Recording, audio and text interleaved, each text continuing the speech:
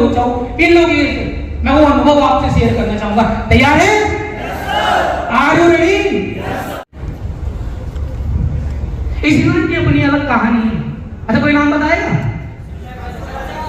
हैं? नरसिंह अवतार। कहानी कितनी बार पहले सुन रखी होगी, लेकिन इस बार मेरे नजरिए से कहानी सुन लो। सुनना चाहते हैं? तो दोस्तों, पुराण के अनुसार, शास्त्रों के अनुसार दो बहनें थी, दिति और अदिति। जो अदिति थी उनके इंद्रदेव देवता, उनसे देवताओं का जन्म हुआ, और दिति थी उनसे असुरों का जन्म हुआ, राक्षस। तो जो दिति थी उनके और कश्यप ऋषि हुए, उनके दो पुत्र हुए, हिरण्याक्ष और हिरण्यकश्यप।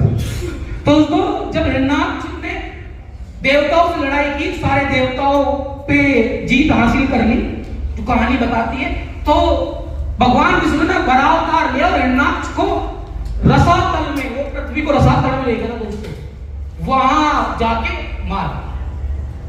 तो उसकी मां बड़ी दुखी हुई और हिरण्याक्ष और हिरण्यकश्यप मां दुखी हुई, हिरण्यकश्यप से बोली कि ब्रह्मा जी की तपस्या कर। किसकी?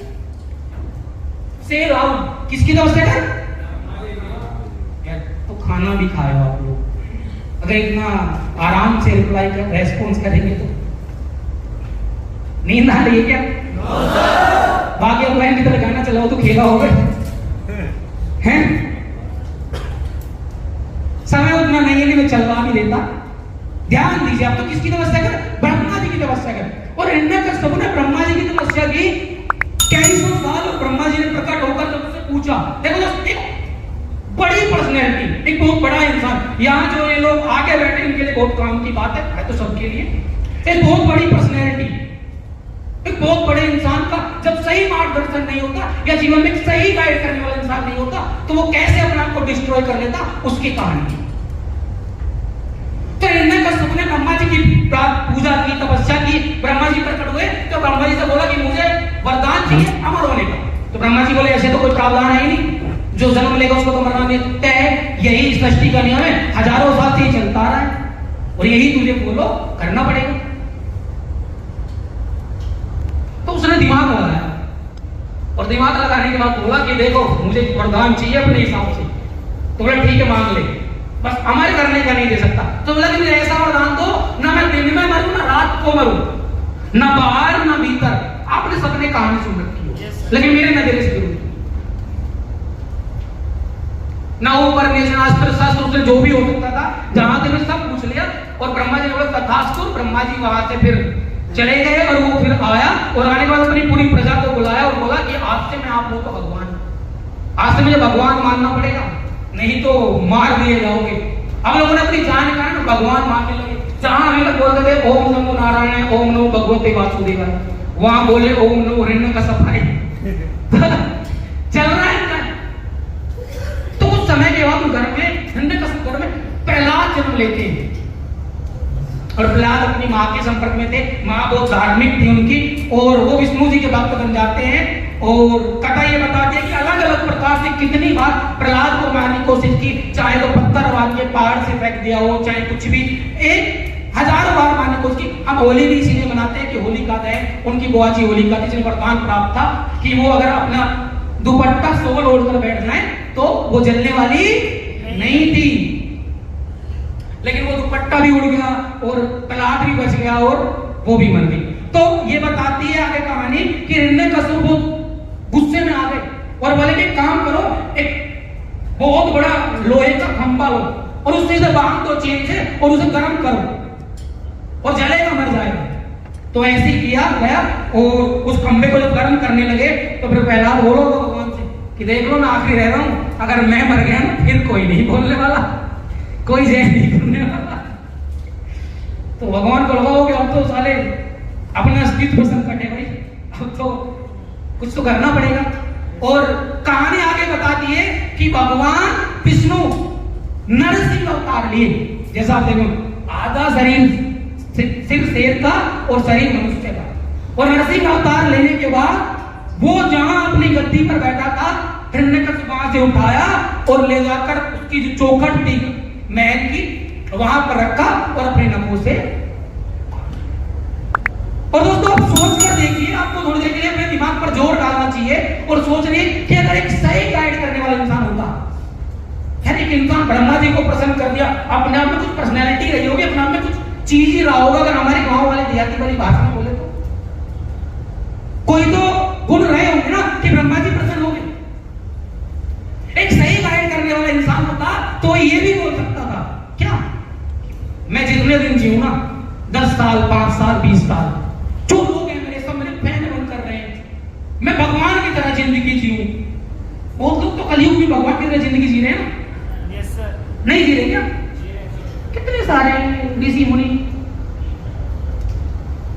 तो एक सही गाइडेंस ना होने की वजह से एक इंसान अपने आप को बर्बाद कर ले। आगे चले। लेकिन जब इंसान सच्ची नियत सही तरीके से किसी चीज का संकल्प करता तो क्या होता, चले आगे देखते हैं। आपको ये कहानी भी आपने बहुत सुनी, पंचतंत्र की कहानी, सामाजिक विज्ञान हर जगह आती है। आप पहचान पा रहे हैं कौन? एकलव्य। बहुत बढ़िया। आप सोचो एकलव्य निषाद राजा के बेटे थे और उनका शस्त्र में बहुत अच्छा, जो कहानी बताती है कि बहुत अच्छा उनका मन था और बोलते कि मैं शस्त्र विद्या सीखूं, धनुष बाण चलाना सीखूं। वो गए उस टाइम के बहुत बड़े प्रकांड योद्धा, धनुर्धारी, बहुत अच्छे टीचर, जैसे आप ढूंढते ढूंढते हैं ना सरफराज सर को कि हम नैया पार लगाएंगे, है ना, तो वो ढूंढता ढूंढता और जाने के बाद बोला कि मुझे धनुष विद्या सीखनी है। लेकिन बोले मैं तो तुझे नहीं सिखा सकता, मैं तो यहाँ राजा के यहाँ नौकरी करता हूँ, राजा के बच्चों को सिखा सकता हूँ, इसके अलावा मैं किसी को सिखाने वाला नहीं, यही है जो भी मुझे मिला। तो ये बताती है कहानी कि वहां से वो वापस लौट आए, लेकिन वापस निराश लौट के नहीं आए। बोले कि सीखनी तो तुमसे कैसे भी सीखूं। और घर आकर अपने उन्होंने एक मिट्टी की मूर्ति बनाई द्रोणाचार्य की, और मिट्टी की मूर्ति बनाने के बाद उन्होंने भगवान को साक्षी मानकर कहा कि मैंने अगर सच्चे दिल से द्रोणाचार्य को अपना गुरु माना हो तो भगवान मुझे प्रेरणा मिले, क्या प्रेरणा मिले मुझे।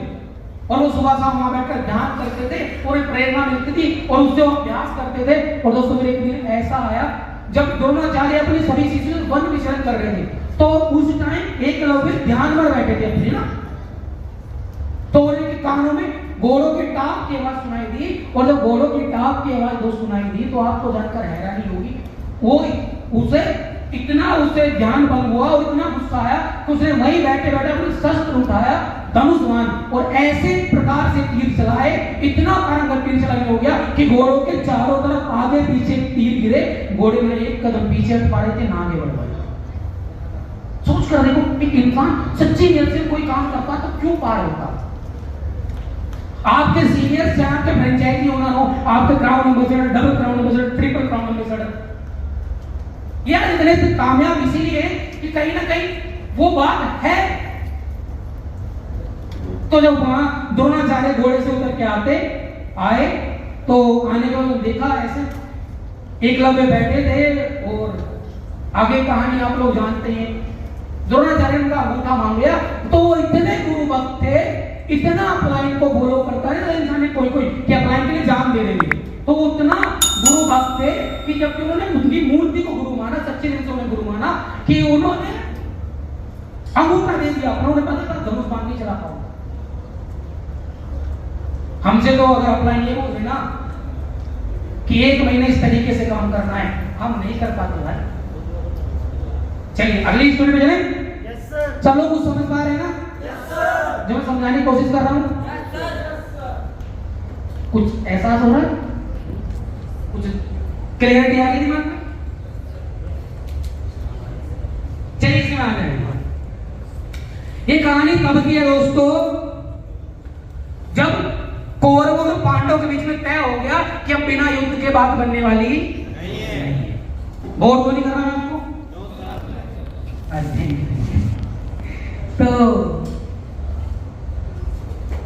श्री कृष्ण भगवान के पास पांडवों की तरफ से अर्जुन और कौरवों की तरफ से दुर्योधन। शायद हम जाते हैं, दुर्योधन पहले पहुंच जाते हैं तो श्री कृष्ण भगवान सो रहे थे। अब जब अपलाइन सो रहा हो तो डाउन की कीमत ये थोड़ी उठा दे, क्यों उठा गई? चलो हमारा कैश निगेटिव क्लोजिंग करो, इतनी हिम्मत है? तो वहां तो सुपर डुपर अपना ही सरबराह आलम कर बैठे। तब श्री कृष्ण भगवान सो रहे हैं और दुर्योधन जाकर बैठ गया कि जब आंख खुलेगी तब बात कर ली, और इसी बीच में अर्जुन आ गया तो अर्जुन के चरणों के पास बैठ गया। कहानी बता दी है, अब सुनना ध्यान से। आपने पहले बहुत बार सुन रखी कहानी, लेकिन इस बार मेरी नजर से सुनी। तो जब वहां कौन अर्जुन को देखते हैं श्री कृष्ण भगवान, तो बोलते हैं हाँ बताओ कैसे आया? तो दुर्योधन को लगता बात हाथ से निकल गई इसका मतलब। अब दुर्योधन बोलता है सुनो, पहले मैं आया था मेरी सुनी जाएगी। तो बोले बताओ क्यों है? बोले जानते तो आप वही कारण, हमारी उनकी लड़ाई है और आपको एक तरफ से लड़ना है। तो देखो अगर दो डाउनलाइन की लड़ाई हो जाए तो ऑफलाइन किसी के साथ भी कई बार खड़ा धर्म संकट में हुआ। तो श्री कृष्ण भगवान ये बोलते शॉर्टकट में, मैं कहानी को बताऊं कि एक तरफ मेरी नारायणी सेना है और एक तरफ मैं हूं, और मैं लड़ाई नहीं करूंगा, मैं बस आपको सजेशन दे सकता हूं। तू पहले आया है दुर्योधन, तो तू ले क्या करना है? तो दुर्योधन सोचते अरे लड़ाई युद्ध तो लड़ने से निपटेगा ना, युद्ध तो लड़ने से खत्म होगा ना। जो लड़ेगा वो जीतेगा, वो कपड़राज है। इनका क्या करूंगा साला, अपने से तो अपने ज्ञान नहीं संभाला जा रहा, अपने ज्ञान को दूसरे का लेके क्या करूंगा? तो वो सेना चुन लेता है। और आप सब जानते हैं महाभारत के उस युद्ध का परिणाम क्या, जानते हैं दोस्तों? सारे लोग तो कभी जिंदगी में अगर अपलाइन और डाउनलाइन में चुनने का मौका मिलेगा दोस्त, तो अपलाइन को चुनिएगा, क्योंकि एक अपलाइन आपके पास रहेगा ना, तो एक बार गिरे, दो बार गिरे, तीन बार गिरे, चार बार गिरे, 5 बार गिरे, 10 बार गिरे, आप बार बार खड़े हो सकते हैं। लेकिन अगर अपलाइन ही नहीं रहा ना, तो एक बार अगर आप गिरे तो दोबारा खड़े नहीं हो पाएंगे मेरे दोस्त, उतनी हिम्मत नहीं होगी। कौन से लोग आएंगे पहली लाइन में बैठे हैं दोस्त, कभी उन लोगों का साथ मत छोड़िए, क्योंकि जब अपलाइन का साथ छोड़ते हैं ना तो ये हाल होगा, टेंशन, तनाव, परेशानी, दिक्कत, ना टीम में काम चल रहा होता, ना गैस डाला होता, ना लड़ाई लग रही होती, हर लेवल पे दोस्तों आप टेंशनाइड होते, आपके खर्चे होते, पैसा तो चाहिए ना, काम नहीं होता पैसा कहां से आएगा? ये हाल होता है दोस्तों एक इंसान का, और वो इन हाल में कितनी बार उस इंडस्ट्री, वो जगह जहां से वो बहुत कुछ कर सकता था लाइफ में, वो जगह छोड़ देता। अभी बात आपको सुनी सुनाई लग रही होगी, अरे सर ये तो वही बात कर रहे हैं जो बात मेरे 2 साल सुन रहे हैं। दोस्त यही बातें आपको कामयाब करेंगी, कोई नई बात नहीं है कामयाब होने के लिए। अगर आज भी आपको अंग्रेजी का वर्ड लिखना हो, हिंदी का वर्ड लिखना हो, संस्कृत का वर्ड लिखना हो, तो उसकी वर्णमाला अल्फाबेट आपको जोड़नी पड़ेगी। आज इतने सालों बाद भी ये बदला,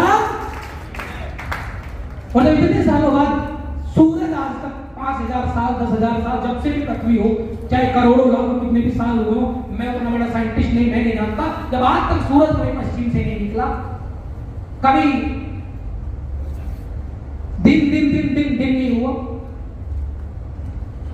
तो दोस्त मुझे नहीं लगता कि कामयाबी के जो काम करने के सूत्र हैं, जो फॉर्मूला है, वो कोई बदलने वाला है। जब क्लाइंट का सपना रहता तो ये हाल हो जाता है, इंसेंटिव होता है, टीम घटती जा रही होती है दोस्तों, परेशान हो रहा होता है, उसका हाल वो होता है जो एक समुद्र में किसी का जहाज डूबते वक्त होता है। जब टाइटैनिक डूबा ना दोस्तों, तो बहुत लोग उसके साथ डूबे, लेकिन जिन्हें अपलाइन नाम की लाइफ बोट मिल गई, क्या जिन्हें अपलाइन नाम की लाइफ बोट मिल गई, उनका हाल कैसा हुआ जानना चाहेंगे? ऐसा हुआ दोस्तों, ताली करो।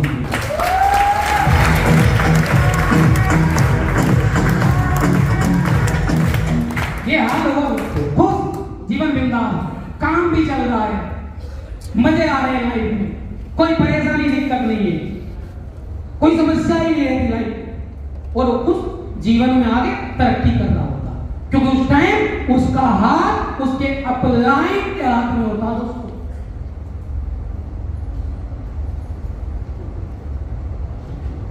वो अपलाइन अपने डाउनलाइन को लेकर चल रहा होता।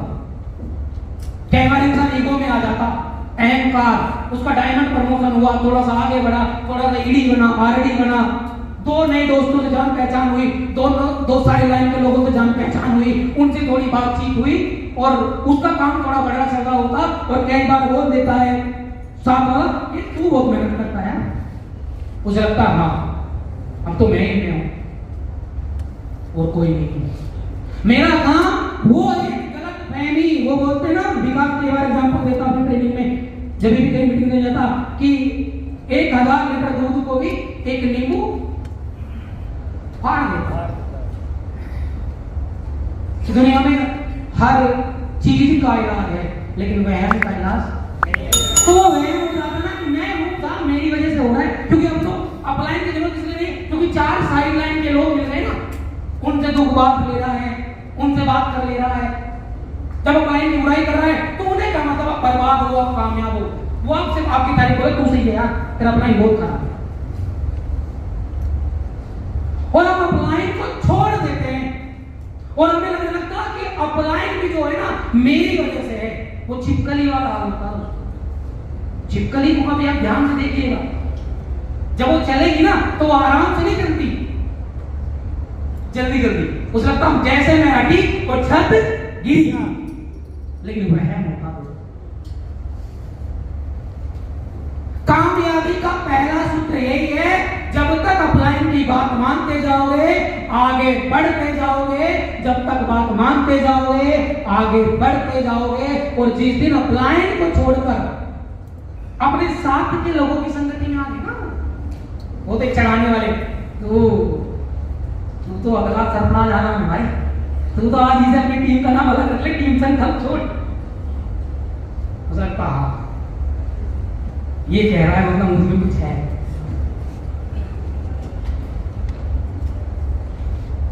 रावण ने भी मारीच को कहा था जब सीता माता का हरण करना था कि तू तो बहुत चमत्कारी है यार, तू बनता क्यों नहीं हिरण, सोने का हिरण बन गया, देख अगर बच गया तो बहुत अच्छी बात है, मैं तुझे सोने की लंका में बहुत बड़ा साम्राज्य दूंगा। मर गया तो भगवान के हाथ से मरेगा ना, बात तो यार मैं स्वर्ग में वो जाऊंगा, रावण क्यों ऐसे लगता है, अरे भाई मैं गिर गया ना, तू तो है ना मेरे सपोर्ट में, और बुलंद हो गया तो हो गया, लेकिन वो भूल जाता है